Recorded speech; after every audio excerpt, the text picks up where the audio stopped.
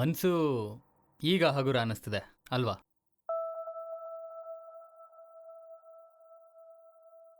ಇಷ್ಟು ವರ್ಷ ಈ ಮನೆಗೆ ಬಂದಿದ್ದೀನಿ, ಆದರೆ ಇಷ್ಟು ಒಳಗೆ ಯಾವತ್ತೂ ಬಂದಿರಲಿಲ್ಲ. All because of you Kiran. ಈ ಕೇಸ್ ಗೆದ್ದಿದ್ದು ತುಂಬ ಸಮಾಧಾನ ಆಯಿತು. ಏನು ಹೇಳ್ತಾರೆ ಅದನ್ನು? A much needed win. ಊಟ ಶುರು ಮಾಡೋಣ.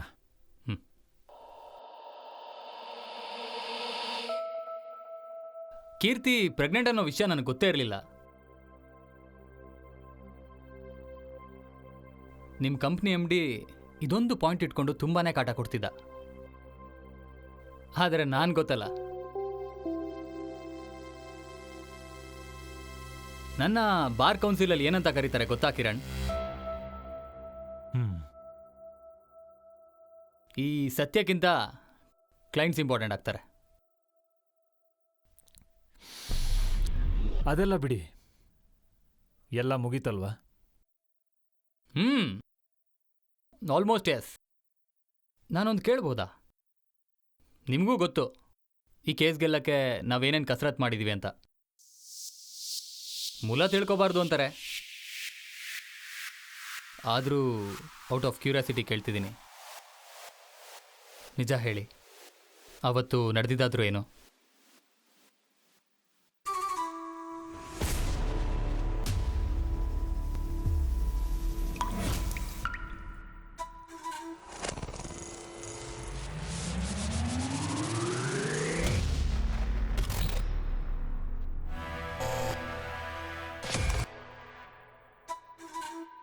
ಹೇಳಿ ಕಿರಣ್. ಕೆಲಸದಲ್ಲಿ ಎಲ್ಲರೂ ನನ್ನ ವರ್ಕಹಾಲಿಕ್ ಅಂತಿದ್ರು. 10 years, ನೋ ಬ್ಲ್ಯಾಕ್ ಮಾರ್ಕ್ಸ್. ನನ್ನಿಂದ ಯಾಕೆ ಈ ವಿಷಯ ಮುಚ್ಚಿಟ್ಟೆ?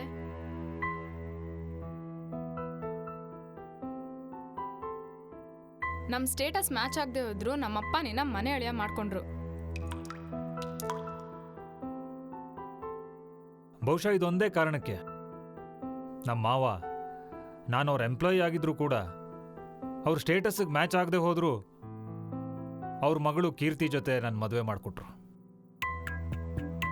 ಆದ್ರೆ ನೀನು ಬರೀ ಆಸ್ತಿಗೋಸ್ಕರ ನನ್ನ ಮದುವೆ ಆದೆ ಅಲ್ವಾ?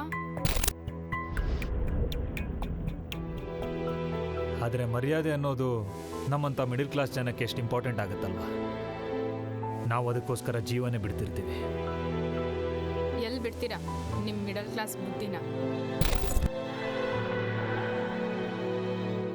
ಈ ವಿಷಯ ನಿಮ್ಮ ಮಾವಂಗೆ ಗೊತ್ತಿತ್ತಾ? ಮಾವಂಗಿ ವಿಷಯ ಮುಂಚೆನೇ ಗೊತ್ತಿತ್ತು ಕೀರ್ತಿ. ನಿನ್ನ ಹತ್ರ ಹೇಳಬೇಡ ಅಂತ ನನ್ನ ಹತ್ರ ಪ್ರಾಮಿಸ್ ತಗೊಂಡಿದ್ರು ಅಷ್ಟೇ. ಸೀರಿಯಸ್ಲಿ ಅಪ್ಪ ಇವಾಗಿಲ್ಲ ಅಂತ ಏನು ಬೇಕಾದರೂ ಹೇಳಿ ಮ್ಯಾನೇಜ್ ಮಾಡ್ಬೋದು ಅನ್ಕೊಂಡಾ? ನನ್ನ ದುರಾದೃಷ್ಟ, ನನ್ನ ಮಾವ ಈಗ ಬದುಕಿಲ್ಲ. ಆದರೆ ಈ ಇಡೀ ವಿಷಯ ನನ್ನ ಮನೆಯವರು ಗೊತ್ತಾದರೆ ಅವ್ರ ಪರಿಸ್ಥಿತಿ ಹೇಗಾಗ್ಬೇಡ ಪಾಪ.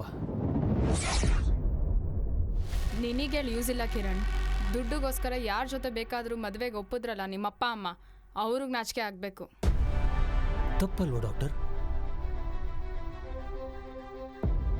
ಲವ್ ಮ್ಯಾರೇಜು ಅಂತ ಮೊದಲನೇ ಮದುವೆಗೂ ನನ್ನ ಪೇರೆಂಟ್ಸ್ ಅಪೋಸ್ ಇತ್ತು.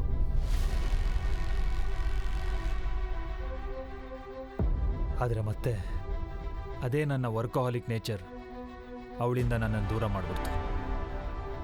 ಆಗ ಈ ಸೊಸೈಟಿಯಿಂದ ಅಪ್ಪಂಗಾದ ಅವಮಾನ ಅಷ್ಟಿಷ್ಟಲ್ಲ. ಅಪ್ಪ ಫ್ಯಾಮಿಲಿ ಫಂಕ್ಷನ್ಸ್ಗೆ ಹೋಗೋದನ್ನೇ ನಿಲ್ಲಿಸ್ಬಿಟ್ಟಿದ್ರು. ಮರ್ಯಾದೆ ನಮ್ಮಂಥ ಮಿಡಲ್ ಕ್ಲಾಸ್ ಜನಕ್ಕೆ ಎಷ್ಟು ಇಂಪಾರ್ಟೆಂಟ್ ಆಗುತ್ತಲ್ವಾ? ಮತ್ತೆ ಅವಳನ್ನು ಮೀಟ್ ಮಾಡೋಕ್ಕೆ ಶುರು ಮಾಡಿದ್ಯಾ ಅನ್ಸುತ್ತೆ. ಇದೆಲ್ಲ ನನಗೆ ಗೊತ್ತಾಗಲ್ಲ ಅನ್ಕೊಂಡ? ಅಲ್ಲ, ಅವಳ ಮೇಲೆ ಅಷ್ಟೊಂದು ಆಸೆ ಇದ್ರೆ ನನ್ನನ್ನು ಯಾಕೋ ಮದುವೆ ಅದೇ? ಅದರಲ್ಲೂ ಅವಳ ಅಫೇರು ಪ್ರೆಗ್ನೆಂಟ್ ಆಗೋ ಹಂತಕ್ಕೆ ಬೆಳೆದಿತ್ತು ಅಂದರೆ ಈ ಆಸ್ತಿನೂ ಪಡ್ಕೊಂಡು ಅವಳು ಮೇಂಟೈನ್ ಮಾಡೋ ಪ್ಲಾನ್ನ ನಾನು ಎಕ್ಸಿಕ್ಯೂಟ್ ಮಾಡೋದಕ್ಕೆ ಬಿಡಲ್ಲ.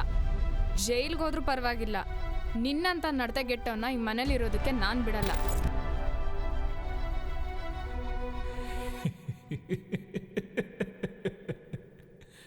ಅವಳಿಗೆ ಬೇರೆಯವ್ರ ಜೊತೆ ಅಫೇರ್ ಇರೋದು ನಿಮ್ಗೆ ಗೊತ್ತಿತ್ತಾ?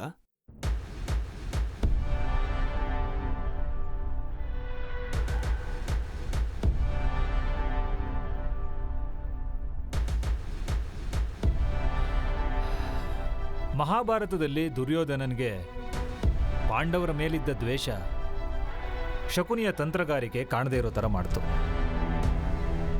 ಇವತ್ತೇ ಕೊನೆ ಕಿರಣ್, ಇನ್ಯಾವತ್ತೂ ಈ ಮನೆ ಕಡೆ ಬರಬೇಡ. ಅಲ್ಲೆಲ್ಲೋ ದೂರದಲ್ಲಿದ್ದ ಪಾಂಡವರ ಗೇಮ್ ಪ್ಲಾನ್ನ ಈಸಿಯಾಗಿ ಕ್ರ್ಯಾಕ್ ಮಾಡ್ತಿದ್ದ ದುರ್ಯೋಧನ ಪಕ್ಕದಲ್ಲೇ ಇದ್ದ ಶಕುನಿಯ ಪ್ಲಾನ್ನ ತಿಳ್ಕೊಳ್ಳೇ ಇಲ್ಲ. ನಿಮ್ಮ ಕಂಪ್ನಿ ಎಮ್ ಡಿ ತುಂಬ ಕ್ಲೋಸ್ ಆಗಿದ್ರಲ್ವ ನಿಮ್ಮ ಹೆಂಡತಿ ಜೊತೆ. ನಿಮಗೆ ಅವ್ರ ಮೇಲೆ ಏನಾದರೂ ಅನುಮಾನ ಇತ್ತಾ? So moral of the story ಏನಂದರೆ, ಶತ್ರು ದೂರದಲ್ಲಿದ್ದರೆ ಈಸಿಯಾಗಿ ಕಂಡುಹಿಡಿಬೋದು, ಆದರೆ ಪಕ್ಕದಲ್ಲೇ ಇದ್ದು ಯಾಕೆ ಹಿಂಗೆ ಮೋಸ ಮಾಡಿದ್ರಿ ಲಾಯರ್ ಸರ್?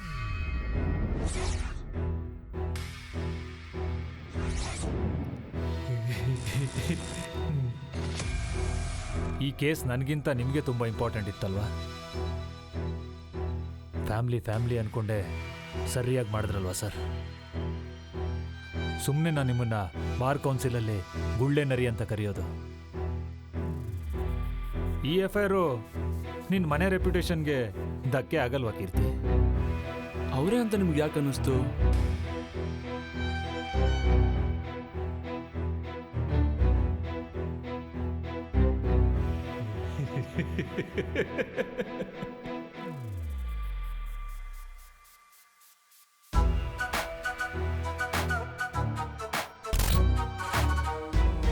ಇವತ್ತು ಅಬಾರ್ಷನ್ಗೆ ಅಪಾಯಿಂಟ್ಮೆಂಟ್ ಇತ್ತಲ್ವಾ?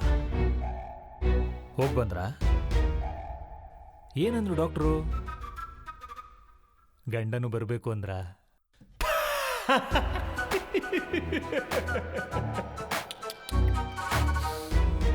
ನಿಮಗೆ ಕನ್ಸಲ್ಟ್ ಮಾಡಿದ ಡಾಕ್ಟರ್ ಕಾವ್ಯ ಯಾರು ಗೊತ್ತಾ?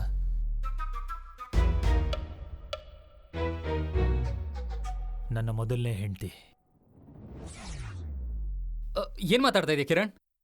Are you mad? ಈ ವಿಚಾರನ ನಾಳೆ ಪ್ರೆಸ್ ಮುಂದೆ ಓಪನ್ ಮಾಡಿದ್ರೆ ನಿನ್ನ ಫ್ಯಾಮಿಲಿ ರೆಪ್ಯುಟೇಷನ್ನು, ನಿನ್ನ ಗೇಮ್ ಇಲ್ಲಿಗೆ ಎಂಡ್ ಆಗುತ್ತಲ್ವಾ? ಕೀರ್ತಿಗೆ ಅಫೇರ್ ಇದ್ದಿದ್ದು ಅವಳ ಕಂಪ್ನಿ ಎಮ್ ಡಿ ಜೊತೆ, ನನ್ನ ಜೊತೆ ಅಲ್ಲ. ಎಲ್ಲ ಮೆಸ್ಸಪ್ ಆಗೋಯ್ತು ಕಿರಣ್. ನೀನಂದ್ರೆ ಇಷ್ಟ ಇಲ್ಲ ಅನ್ನೋ ವಿಷಯನ ನಮ್ಮಪ್ಪಂಗೆ ಮುಂಚೆನೇ ಹೇಳಬೇಕಿತ್ತು. ಆದರೆ ಈ ಮನೆ ಪ್ರತಿಷ್ಠೆ ನನ್ನ ಬಾಯಿನ ಕಟ್ಟಾಕ್ಬಿಡ್ತು. ಅದಕ್ಕೆ ಆ ಲಾಯರ್ ಹೆಲ್ಪ್ ಕೇಳಿ ಹೇಗಾದರೂ ನಿನ್ನಿಂದ ದೂರ ಆಗೋಣ ಅಂತ ಅಂದ್ಕೊಂಡೆ. ಆದರೆ ಏನೋ ಮಾಡೋಕ್ಕೆ ಹೋಗಿ ಈ ರೀತಿ ಎಂಡಪ್ ಆದೆ. ನನ್ಗೆ ಯಾರ ಜೊತೆನೋ ಅಫೇರ್ ಇದೆ ಅಂತ ಅವನೇ ಇಮ್ಯಾಜಿನ್ ಮಾಡಿಕೊಂಡು ನನ್ನನ್ನು ಬ್ಲೇಮ್ ಮಾಡೋದಕ್ಕೆ ಶುರು ಮಾಡಿದ್ದ ಡಾಕ್ಟರ್. ಥಿಂಕ್ ಮಾಡು ಕಿರಣ್, ಈಗಾಗಲೇ ನೀನು ಕೀರ್ತಿನ ಕೊಂದು ತಪ್ಪು ಮಾಡಿದ್ಯಾ. ಲಾ ಪ್ರಕಾರ ನೀನು ಮರ್ಡರರ್. ಯಾರಾದರೂ ಕೇಸ್ನ ಮತ್ತೆ ಅಪೀಲ್ ಹಾಕಿದ್ರೆ ಅವಾಗ ನಾನೇ ನಿನ್ನ ಕಾಪಾಡಬೇಕಾಗತ್ತೆ.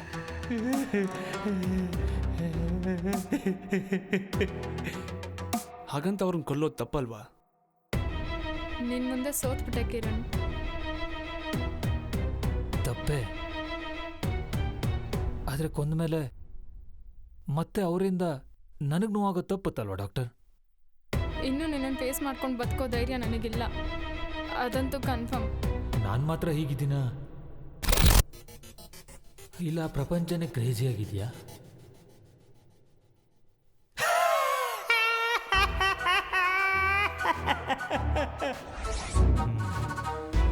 Enjoy your family time.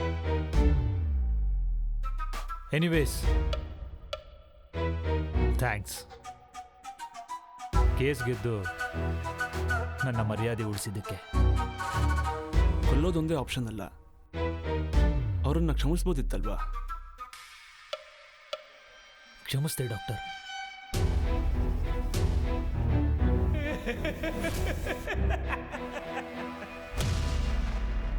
For one last time.